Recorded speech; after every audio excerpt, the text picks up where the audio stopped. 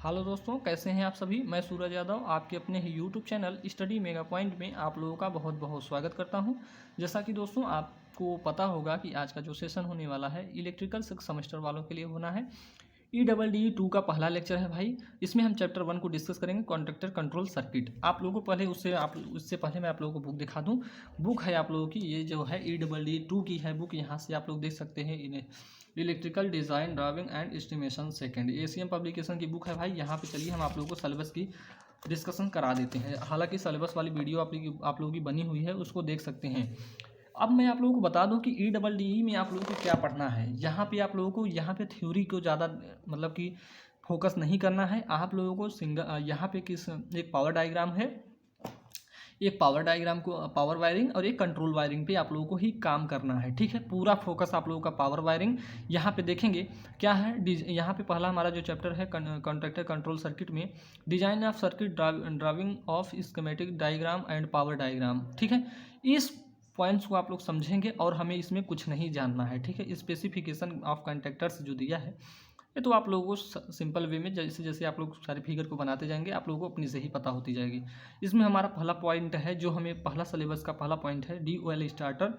DOL starting of 3 phase induction motor, यानी DOL starter के माध्यम से 3 फेज इंडक्शन मोटर का जो स्कीमेटिक डायग्राम है या पावर डायग्राम है, या इसी को स्कीमेटिक डायग्राम को बोलते हैं कंट्रोल डायग्राम। ठीक है, स्कीमेटिक डायग्राम बोल सकते हैं, पावर वायरिंग बोल सकते हैं, और एक हमारी होती है कंट्रोल वायरिंग। यही दोनों पे हमें वर्क करना है भाई। पूरा हमारा फोकस इन्हीं दोनों पे होना चाहिए। आप लोग थ्योरी के चक्कर में नहीं पड़ेंगे। मशीन क्या होता है ये सारी चीज़ें मैंने बता दिया है, इंडक्शन मोटर क्या होता है सारी चीज़ें मैंने आप लोगों को बता दिया है।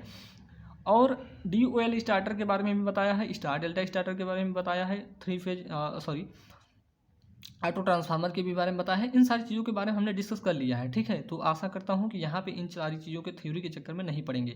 हमारी जो बुक है EEE सेकंड है। ठीक है, तो यहाँ पे ड्राइविंग की बात की जाएगी भाई, एस्टिमेशन की बात की जाएगी। तो एस्टिमेशन जो हमारा है उसमें बाद में बात करेंगे। ठीक है, यहाँ पे देखेंगे तो यहाँ पे दिखाई दे रहा होगा 2 speed control of 3 phase induction motor. यहाँ पे limit switch control 3 phase induction motor, यानी 3 फेज इंडक्शन मोटर के बारे में ही हम यहाँ पे चैप्टर 1 में बात करेंगे। ठीक है, चैप्टर 2 की बात करेंगे अर्थिंग में हम आप लोगों को 2 लेक्चर बता चुके हैं, उन दोनों को आप लोग अटेंड कर लेंगे। ठीक है, यहाँ पे हमारा है इन सारे जो पॉइंट्स है आप लोगों को दिख रही होगी, काफ़ी बड़ा है, इसमें टाइम तो लगेगा ही, लगभग इसमें 50 लेक्चर हो सकता है। ठीक है, तो आशा करता हूँ कि आप लोगों को ये सारी चीज़ें समझ में आ रही होंगी। आप लोगों को जो सब्जेक्ट है यहाँ पे दिख रहा होगा, यहाँ पे देख सकते हैं कुछ नोट लिखा हुआ है, इसको आप लोगों को ध्यान में नहीं रखना है। ठीक है, यहाँ पे अगर आप लोग देखेंगे तो ये हमारे हो गए, मतलब जो पढ़ना है हमें इनको थोड़ा ध्यान रखेंगे। और आगे क्या है, इन सारी चीज़ों के बारे में मैं डिस्कस नहीं कर रहा हूँ, इस बात को भी बता दे रहा हूँ। कॉन्ट्रैक्टर कंट्रोल सर्किट है, इन सारी चीज़ों के बारे में मैं डिस्कस नहीं करूँगा भाई, और ना ही आप लोगों को इनमें फंसाने की कोशिश करूँगा। हमारा पहला पॉइंट होना चाहिए डायरेक्ट ऑनलाइन स्टार्टर। चलिए दोस्तों स्टार्ट करते हैं। और यहाँ पे स्टार्ट करने से पहले मैं आप लोगों से एक रिक्वेस्ट करूँगा कि अगर आप लोग हमारे चैनल पे नए हैं भाई तो चैनल को सब्सक्राइब कर लेंगे। और जो भी स्टूडेंट अभी तक हमारे स्टडी मेगा पॉइंट के ऑफिशियल ऐप पे अभी तक इनरोल नहीं हुए हैं, वो प्लीज़ डिस्क्रिप्शन में लिंक दी हुई है भाई, वहाँ से डाउनलोड कर लीजिए और उस पर चल रहे कोर्सेज में जल्दी से इन्वॉल्व हो जाइए। ठीक है स्टूडेंट्स, तो आशा करता हूँ कि आप लोगों के इन पॉइंट्स को आप लोग समझ गए होंगे। तो यहाँ पे स्टार्ट करते हैं। हमारा चैप्टर 1 है contractor control circuit. Contractor control circuit में हमें पहला पॉइंट पढ़ना है DOL starting of 3 phase induction motor, यानी DOL स्टार्टर के माध्यम से हम 3 फेज इंडक्शन मोटर को कैसे स्टार्ट करेंगे उसके बारे में बताया गया है। हमने आप लोगों को बताया कि मशीन किसे कहते हैं ये मैं नहीं बताऊंगा, मशीन मैंने बता दिया है, मोटर मैंने बता दिया है, जनरेटर मैंने बता दिया है भाई।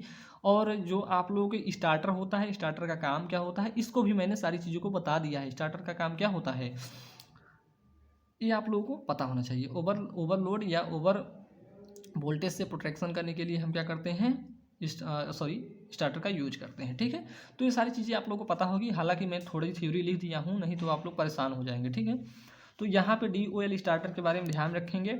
यहाँ पे मैंने बताया कि आप लोगों को पावर वायरिंग पे ध्यान देना है और कंट्रोल वायरिंग पे ध्यान में देना है। ठीक है, चलिए यहाँ पे देखते हैं। DOL स्टार्टर का प्रयोग 5 HP से कम की मोटरों को स्टार्ट करने के लिए यूज किया जाता है। तो ये पॉइंट हमने आप लोगों को इलेक्ट्रिकल मशीन सेकंड में भी बता दिया है। ठीक है, इस स्टार्टर के माध्यम से सप्लाई को सीधे मोटर से जोड़ा जाता है, इसलिए इसे डायरेक्ट ऑनलाइन स्टार्टर कहा जाता है। तो ये सिंपल सा पॉइंट था। इसके निम्नलिखित पार्ट होते हैं, यानी DOL स्टार्टर के निम्नलिखित पार्ट होते हैं। कौन कौन से हैं? जो पॉइंट आप लोगों को लगेगा कि नहीं हमें बताना चाहिए उसको मैं बता दूंगा। ठीक है, यहाँ पे देखेंगे इलेक्ट्रोमैग्नेटिक कॉन्टैक्टर है। ठीक है, पहला पॉइंट हमारा क्या होना चाहिए, इसका जो पार्ट है इलेक्ट्रोमैग्नेटिक कॉन्टैक्टर है। उसके बाद ऑन पुश बटन, या इसे हम ऑन को ही बोलते हैं, स्टार्ट पुश बटन बोलते हैं। ठीक है, तीसरा पॉइंट हमारा होगा ऑफ बटन बोल सकते हैं या स्टॉप पुश बटन बोल सकते हैं। यहाँ पे ओवरलोड या थर्मल रिले होता है, इसको आप लोगों को ध्यान रखना है। ठीक है, चलिए दोस्तों यहाँ पे हम आप लोगों को बता देते हैं इलेक्ट्रोमैग्नेटिक कॉन्टैक्टर क्या होता है। यहाँ पे हम बात करेंगे इलेक्ट्रोमैग्नेटिक कॉन्टैक्टर। यह क्या होता है? इलेक्ट्रोमैग्नेटिक कॉन्टैक्टर की बात, कॉन्टैक्टर जो होता है क्या होता है, स्विचिंग डिवाइस होता है, जो क्या करता है, जो हमारी बहुत सारी सर्किटों को क्या करता है, कंट्रोल करता है। कंट्रोल मतलब ऑन या ऑफ करने का काम करता है। क्या? इलेक्ट्रोमैग्नेटिक कॉन्टैक्टर, यानी कहा जाए कॉन्टैक्टर का यूज हम वहाँ पे करेंगे जहाँ पे हमें बहुत सारी सर्किटों को या बहुत सारी सब मतलब कि जो हमारी सर्किट होगी, इलेक्ट्रिकल सर्किट जो होगी, उनको ऑन या ऑफ करना होगा, तो वहाँ पे हम कॉन्टैक्टर का यूज कर लेंगे। एक दो के लिए हम नहीं यूज करते हैं, इस बात को ध्यान रखें। एक दो को यूज करना होता है तो हम वहाँ पे स्विच का यूज कर लेते हैं, कॉन्टैक्टर का यूज नहीं करते हैं। अब बात आती है कॉन्टैक्टर जो होता है, इसमें दो प्रकार के क्या होते हैं, बटन यूज होते हैं। कौन कौन से? एक नॉर्मली ओपन स्विच होता है, स्विच बोल सकते हैं, दो बटन मतलब का स्विच होता है। ठीक है, एक नॉर्मली ओपन होता है, एक नॉर्मली क्लोज क्या होता है, स्विच बोल सकते हैं, कॉन्टैक्ट बोल सकते हैं। ठीक है, अब आगे क्या कहा जाए तो इसमें जो एक मैग्नेटिक कॉइल होती है, मैग्नेटिक कॉइल को जिसे हम नो वोल्ट कॉइल कहते हैं, ये सारी चीज़ें हमने आप लोगों को बताया है भाई कि नो वोल्ट कॉइल क्या होती है, यहाँ पे नॉर्मली क्लोज क्या होता है, नॉर्मली ओपन क्या होता है। अभी आप लोगों को जब वायरिंग डायग्राम दिखाऊंगा तो उसमें सारी चीज़ों के बारे में आप लोग पता कर पाएंगे। ठीक है, तो इतनी बातों को आप लोग ध्यान रखना है। ठीक है, यहाँ से आप लोग थ्योरी ध्यान रखेंगे कि यह एक स्विचिंग डिवाइस होता है जो एक साथ कई इलेक्ट्रिकल सर्किट को क्या कर सकता है, ऑन या ऑफ कर सकती है। ठीक है, इसमें क्या होता है, एक इलेक्ट्रोमैग्नेटिक क्या होता है, कॉइल होती है, जिसे नो वोल्ट कॉइल कहते हैं। इलेक्ट्रोमैग्नेटिक कॉइल को ही हम क्या कहेंगे, नो वोल्ट कॉइल कहते हैं। ठीक है, और यह दो और इसमें क्या होता है, दो कॉन्टैक्ट होते हैं, जिसे नॉर्मली क्लोज कॉन्टैक्ट बोल सकते हैं या नॉर्मली ओपन कॉन्टैक्ट बोल सकते हैं। ठीक है, तो इसमें कितने कॉन्टैक्ट होते हैं, दो, एक जिसे हम NC तथा NO कहते हैं। जब contactor coil no volt coil में सप्लाई देकर इसे स्टार्ट किया जाता है, सक्रिय किया जाता है, तो क्या होता है, नॉर्मली ओपन तथा नॉर्मली क्लोज कॉन्टैक्ट के द्वारा लोड सर्किट की स्विचिंग करती है। ठीक है, तो इतनी पॉइंट्स आप लोगों को ध्यान रखना है। ओवरलोड रिले क्या है कि ओवरलोड ही बोल रहा है यहाँ पे। ओवरलोड मतलब कि जब हमारी जो सप्लाई होगी, रिले का काम पहले आप लोग समझ लीजिए। ओवरलोड रिले या इसे हम थर्मल रिले भी बोलते हैं। ठीक है, ओवरलोड या थर्मल रिले जो होता है, क्या करता है भाई, 3 फेज इंडक्शन मोटर में ओवरलोड की कंडीशन में हमें ख़राब होने से बताता है। ठीक है, यानी ओवरलोड की कंडीशन में जब हमारी मोटर हो जाएगी तो उसको ख़राब होने से क्या करता है, हमारा ओवरलोड रिले बचाता है। यहाँ पे ओवरलोड ही बोला गया है, तो ओवरलोड मतलब जब हमारा हाई वोल्टेज हो जाएगा तो उससे बचाने के लिए हमारी मोटर क्या, जो हमारा थर्मल रिले होता है, क्या करता है, हमारी मोटर को क्या करता है, बचाता है। ठीक है, तो आशा करता हूँ कि ये बात आप लोगों को समझ में आ गई होगी। ठीक है, यानी हम कह दें कि ये कब काम करता है कि जब ओवरलोड की कंडीशन आती है, तो हमारा ये क्या करता है, 3 फेज इंडक्शन मोटर में हमारा ओवरलोड जो रिले होता है ये वर्क करना चालू कर देता है। ठीक है, तो इतनी बातें आप लोगों को समझ में आ जाती है। और एक चीज़ और ध्यान रखना है इसमें कि जब हमारी सप्लाई को ब्रेक करता है तो उस समय जो हमारा सप्लाई होता है पूरी तरह से क्या हो जाता है, बंद हो जाता है। ठीक है, यानी यह रिले जब ऑपरेट होकर मोटर के सर्किट को क्या करता है, ब्रेक कर देता है, तो उस समय सप्लाई क्या हो जाती है, हमारी मोटर में सप्लाई जाना बंद कर देती है। ठीक है, तो जिससे हमारी मोटर क्या होती है, ख़राब होने से बच जाती है। इतनी पॉइंट आप लोगों को इसमें ध्यान रखना है भाई। ठीक है, तो दोस्तों अब हम यहाँ पे बात करने वाले हैं power diagram of DOL starter. ठीक है, power diagram of DOL starter. यहाँ पे पावर वायरिंग दिखेगी, एक साइड आप लोगों को पावर वायरिंग बनाना होगा, एक साइड आप लोगों को कंट्रोल वायरिंग बनाना होगा। अब पावर वायरिंग को पहले आप लोगों को दिखाएंगे, उसके बाद क्या करेंगे, इस हमारे कंट्रोल वायरिंग को दिखाएंगे। ये आप लोगों के एग्जाम में 5 नंबर तक का आने वाला है। ठीक है, तो इस बात को आप लोग ध्यान रखेंगे। ठीक, चैप्टर 1 से आप लोगों का 10 नंबर तक बन सकता है, इस बात को भी आप लोगों को ध्यान रखना है। पावर वायरिंग में क्या करेंगे, सबसे पहले हमें हमारे पास 3 फेज की सप्लाई होनी चाहिए, क्योंकि 3 फेज इंडक्शन मोटर का हम क्या कर रहे हैं, DOL स्टार्टर जो है 3 फेज इंडक्शन मोटर को स्टार्ट कर रहे हैं, ठीक है। तो यहाँ पे देखेंगे 3 फेज जैसे कि हमारी सप्लाई हो गई, RYB सप्लाई हो गई हमारी, यहाँ से हम क्या करेंगे, इन तीनों सप्लाई से हम क्या करेंगे, कनेक्शन करेंगे, ठीक है। कनेक्शन क्या होगा, 3 वायर होगा, 3 वायर आके हम क्या करेंगे, यहाँ पे एक क्या होगा हमारा MCB लगाएंगे। MCB क्या करेगा, एक स्विच होता है, MCB मतलब मिनिएचर सर्किट बोर्ड होता है। तो यहाँ पे स्विच के माध्यम से क्या कर लेंगे, यहाँ पे हमारा जो होगा स्विच के माध्यम से ये स्विच हमारा एक, इस स्विच का 3 वायर हमारे पास बाहर आना चाहिए, ठीक है। तो इन 3 वायर को हम बाहर निकाल लेंगे और यहाँ से हम क्या कर लेंगे, फिर से हमारा फ्यूज सेट होता है, यहाँ पे फ्यूज सेट को दिखा सकते हैं।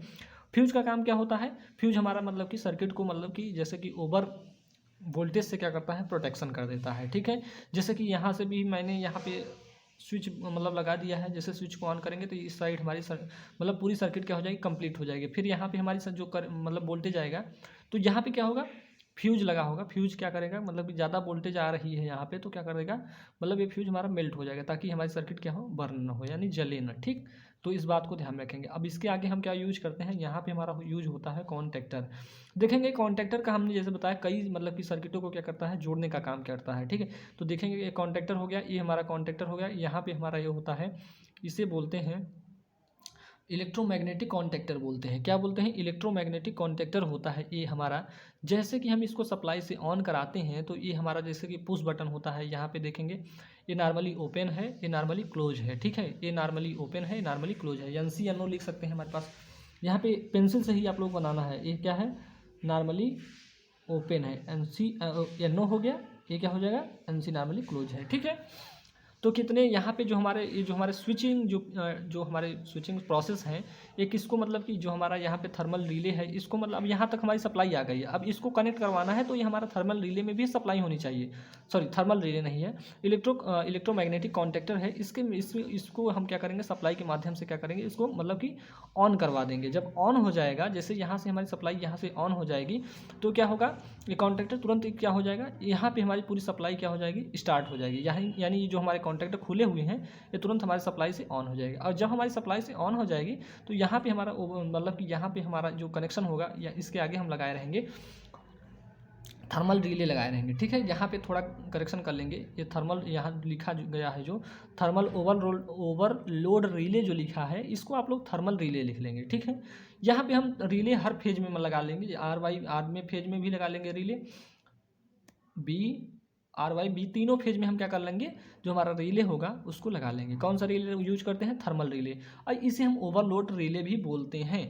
क्या होता है कि जैसे कि हमारी जो मोटर है, ओवरलोड की मतलब कि जैसे ही हमारी सर्किट में ओवरलोड की कंडीशन आती है, तो हमारे सर्किट को यानी मोटर को बचाने के लिए हम क्या करता है कि सर्किट को ऑफ कर देता है, ठीक है। यानी सप्लाई को क्या कर देता है, ऑफ कर देता है। अब कैसे ऑफ करता है, तो यहाँ पे देखेंगे एक हमारा, यहाँ पे हम एक स्विचिंग डिवाइस को यूज कर लेते हैं। यहाँ से क्या होगा, जैसे ही इसमें किसी प्रकार का फॉल्ट आया, तो हमारे जो होती है, ये हमारा जो स्विच यूज किया गया है, ये ऑफ हो जाता है, ठीक है। इससे क्या हो जाएगा, इधर हमारी सप्लाई ही नहीं आएगी। अब यहाँ पे जैसे ही हमारा पूरा कार्यक्रम चालू हो जाएगा, जैसे कि हमारी पूरी सप्लाई यहाँ पे हमारा स्टार्ट हो जाएगा, तो ये हमारी मोटर क्या हो जाएगी, स्टार्ट हो जाएगी, ठीक है। तो ये था हमारा इसका क्या, पावर वायरिंग डायग्राम, ठीक। अब चलते हैं इसका सिंगल लाइन डायग्राम, या इसे हम बोल सकते हैं कंट्रोल वायरिंग भी बोल सकते हैं। तो इसको कैसे बनाना है, यहाँ पे देख सकते हैं। पहले हमने क्या यूज किया था भाई, जो यूज किए हैं उसको दिखाते जाइए। यहाँ पे हमने यूज किया है MCB, यानी जो हमारे सर्किट में हमें पहले हम क्या करेंगे, स्विच को क्या करेंगे, ऑन करेंगे। यहाँ पे 2 स्विच यूज किए थे, जैसा कि आप लोगों को यहाँ पे फिगर में दिखाया गया था, क्या है, नॉर्मली ओपन, नॉर्मली क्लोज। तो दोनों स्विच को हमने दिखा दिया, एक नॉर्मली ओपन को दिखाया है, एक नॉर्मली क्लोज स्विच को दिखा दिया है, और एक ही लाइन में दिखाना है। उसके आगे आप लोगों ने यूज किया था थर्मल रिले, तो थर्मल रिले हो गया, आपकी ये मोटर हो गई। इसको इस प्रकार से आप लोगों को बनाना है भाई, ठीक है। अब चलते हैं यहाँ पे वर्किंग प्रिंसिपल, हालांकि ये पूछा तो नहीं जाएगा आप लोगों के एग्जाम में, लेकिन यहाँ पे आप लोगों को पता होना चाहिए, ठीक है। क्या वर्किंग प्रिंसिपल होनी चाहिए, जब मोटर में क्या किया जाए, सप्लाई को मतलब सप्लाई से कनेक्ट किया जाता है, तो क्या होता है, सप्लाई कनेक्ट किया जाता है, तो कॉन्टैक्टर के नो वोल्ट कॉइल में क्या होता है, करंट मिलना चालू हो जाता है, ठीक है। जिससे मोटर की वाइंडिंग में जिससे मोटर की जो वाइंडिंग्स हैं उनमें सप्लाई मिलने लगती है, और सप्लाई मिलने लगने से क्या होता है, मोटर स्टार्ट हो जाती है। अब मोटर को ऑफ करने के लिए क्या किया जाता है, पुश बटन को प्रेस किया जाता है, ठीक है। क्या किया जाता है, मोटर को मोटर का जो पुश बटन होगा उसको प्रेस किया जाएगा तो क्या होगा, अब पुश बटन जो होगा वो कौन सी कलर का होगा, रेड कलर का होगा। ऑफ करने वाली जो पुश बटन होगी रेड कलर का होगा। ठीक है, ये सारी चीज़ें हमने आप लोगों को बताया है। जिससे क्या होता है, नॉर्मली यहाँ पे नॉर्मली क्लोज कॉन्टैक्ट ओपन हो जाता है और हमारा कॉन्टैक्टर की नो वोल्ट कॉइल को सप्लाई मिलना बंद हो जाती है और हमारी मोटर क्या हो जाती है, ऑफ हो जाती है। तो दोस्तों ये था आप लोगों का DOL स्टार्टर पूरा कंप्लीटली। यहाँ पे आप लोगों को मेन फोकस होना चाहिए इसके पावर वायरिंग पे। ठीक है, पावर वायरिंग में आप लोगों को एक बार मैं फिर से बता दे रहा हूँ भाई कि यहाँ क्या होगा कि 3 फेज की सप्लाई होगी। 3 फेज सप्लाई के माध्यम से हम 3 वायर के माध्यम से क्या करेंगे, यहाँ पे हम 3 वायर को लाएंगे और यहाँ पे हमारी एक स्विच लगाएंगे। स्विच जो होगा इसे MCB बोल सकते हैं। MCB के माध्यम से इस MCB के 3 तार निकाल लेंगे।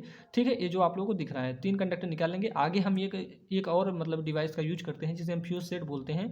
फ्यूज सेट का इसलिए यूज करते हैं कि यहाँ पे भी ओवर करंट या ओवर वोल्टेज से हमारे, जैसे कि यहाँ पे ओवर वोल्टेज होगा तो ये फ्यूज क्या कर देगा, आगे के सर्किट को हमारा मतलब बर्न होने से बचा लेगा, यानी जलने से बचा लेता है। ठीक है, ये फ्यूज जैसे ही कल हो जाएगा, मेल्ट हो जाएगा ये फ्यूज, तो क्या होगी हमारी जो सर्किट है वो क्या हो जाएगी, डिस्कनेक्ट हो जाएगी। अब इसके आगे हम देखते हैं फ्यूज सेट के आगे हम यूज करते हैं क्या, इलेक्ट्रोमैग्नेटिक कॉन्टैक्टर या बोल सकते हैं कॉन्टैक्टर। कॉन्टैक्टर क्या होता है, कई सर्किटों को हमें ऑन करने की जब ज़रूरत होती है तो वहाँ पे हम क्या करते हैं, कॉन्टैक्टर का यूज करते हैं। तो कॉन्टैक्टर का देख सकते हैं यहाँ पे, इसको भी हम कॉन्टैक्टर को हम क्या कर देंगे, सप्लाई से मतलब इस प्रकार से कनेक्ट कर लेंगे कि जो हमारा जब हमें यहाँ पे हम इस नॉर्मली ओपन जो स्विच है इसको ऑन करेंगे तो क्या होगा, ये कॉन्टैक्टर हमारा इस मतलब ऑन कंडीशन में आ जाएगा। अभी तो ऑफ कंडीशन में है, ऑन कंडीशन में आ जाएगा तो हमारी सप्लाई जो है इस साइड आने लगेगी, यानी पूरी सप्लाई जैसे ही हमारी कनेक्ट हो जाएगी। यहाँ पे हम क्या यूज करेंगे आगे, यानी जो हमारा मैग्नेटिक कॉन्टैक्टर के आगे हम यूज करते हैं थर्मल रिले। थर्मल रिले क्या करता है कि जैसे कि हमारे मोटर में ओवरलोड, इसे हम ओवरलोड क्या करते हैं, रिले भी कहते हैं। ओवरलोड की कंडीशन से हमें बचाने के लिए हम यहाँ पे यूज कर लेते हैं थर्मल रिले का। ठीक है, थर्मल रिले से हमारा थर्मल रिले से जब हम यहाँ पे सप्लाई देंगे किसको, मोटर को, अब यहाँ पे मोटर क्या हो जाती है हमारी, स्टार्ट हो जाती है। ठीक है, तो इसका जो हमारा यहाँ पे देखेंगे कंट्रोल वायरिंग कैसे बनाना है। कंट्रोल वायरिंग को एक ही फेज में एक ही लाइन में बनाना है। ठीक है, इसे हम सिंगल लाइन डायग्राम भी बोलते हैं। ठीक, जैसे कि आप लोगों ने EDD फर्स्ट में पढ़ा होगा। ठीक, यहाँ पे हमने सबसे पहले क्या यूज किया था, एक स्विच को यूज किया था। ये स्विच हमारा अभी नॉर्मली ओपन है, जैसा कि आप लोगों को यहाँ पे दिख रहा है वैसे ही यहाँ पे बनाना है। ओपन हमारा है ये स्विच जो है, या MCB हमारे कैसे ही ओपन है। उसके बाद हमने दिखाया था नॉर्मली ओपन हो गया, नॉर्मली क्लोज हो गया, यहाँ पे हमारा रिले हो गया, यहाँ पे हमारी मोटर हो गई। ठीक है, तो आशा करता हूँ दोस्तों आप लोगों को ये पॉइंट्स आप लोगों को समझ में आ गया होगा। आप लोगों को जैसे ही मैंने बनाया है वैसे ही आप लोगों को बना लेना है। ठीक है, हालांकि जैसे ही मैं मतलब कि यहाँ पे इन सारी चीज़ों को बना के दिखा रहा हूँ, आप भी बनाइएगा जिससे आप लोगों को एग्ज़ाम में किसी प्रकार की प्रॉब्लम ना हो। जितनी बार हो सके उतनी बार आप लोग इन डायग्राम को बनाइए ताकि आप लोगों का कॉन्सेप्ट जो है क्लियर हो जाए। ठीक है दोस्तों, तो चलिए आज के लिए इतना ही रखते हैं। अगर आप लोगों ने अभी तक स्टडी मेगा पॉइंट के ऑफिशियल ऐप को डाउनलोड नहीं किया है तो प्लीज़ जाइए प्ले स्टोर से उसे स्टडी मेगा पॉइंट सर्च करके डाउनलोड कर लीजिए। डिस्क्रिप्शन में भी लिंक मिल जाएगी, वहाँ से आप लोग डाउनलोड कर सकते हैं। चल रहे कोर्सेज में आप लोग जल्दी से इनरोल हो जाइए, क्योंकि अभी बहुत ही अच्छा ऑफर चल रहा है, उसमें आप लोग जल्दी से इनरोल हो जाइए। ठीक है, तो चलिए दोस्तों आज के लिए इतना ही रखते हैं। मिलते हैं आप लोगों से नेक्स्ट लेक्चर में, तब तक के लिए जय हिंद, जय भारत।